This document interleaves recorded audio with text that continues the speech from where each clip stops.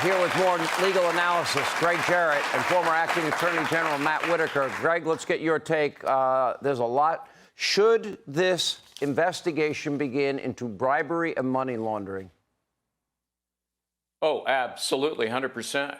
You know, Devon Archer readily admitted in his testimony that their money-making schemes raised alarms of influence peddling, which, as the senator pointed out, is using your public office for profit to confer a benefit in exchange for money. In the criminal codes, that is called bribery. And when it involves a foreign entity, as here, it's a crime under the Foreign Corrupt Practices Act. You know, look, there's no evidence that Hunter and his pals were selling any products or services. They were selling access to Joe Biden and promises of future influence. And by the way, he doesn't have to deliver on the promises of influence. The promise itself makes it bribery.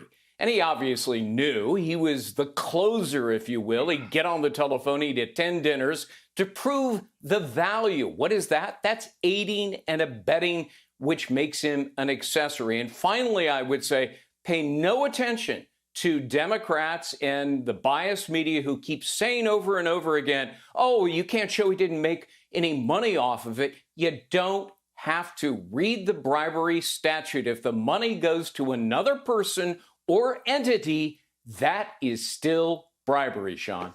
Let's get your take, Matt Whitaker. Yeah, Sean, we have a prima facie case right now of bribery. Really, all the pieces and parts are here. I mean, certainly a grand jury could indict this case. If you think about it, Senator Cruz mentioned the quid pro quo. You know, we have all of that. We have the the Ukraine prosecutor being fired. We have the money coming from Burisma to Hunter Biden and the official action taking place. It seems to me that, you know, right now the time is to have Joe Biden's tax records. And if he's not willing to give them up willingly to Congress so that they can look at what money he received over the only 4 years in the private sector, two of those years running for president out of his basement. So, you know, we are talking about a limited window, and now he has a beachfront home in Delaware. He has another big house, almost a mansion, some would say, in Delaware, and over 4 years. That seems to be insane. The American dream is alive and well, but under a great threat from this administration. But nobody can pile up that kind of money that fast unless, you know, he had this whole scheme laid out over the years that he was vice president.